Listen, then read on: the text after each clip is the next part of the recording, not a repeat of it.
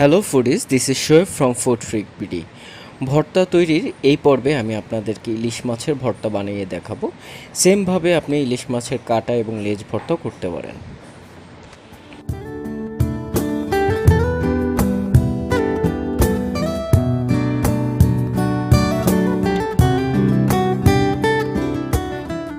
ইলিশ মাছের ভর্তা তৈরির জন্য আমি কয়েক টুকরা ইলিশ মাছ নিয়ে নিলাম। আপনারা ইলিশ মাছ অথবা ইলিশ মাছের কাটা, লেজ ইত্যাদি ব্যবহার করতে পারেন। ইলিশ মাছটাকে আমি একটু শিলপাটাতে পিষে নিচ্ছি।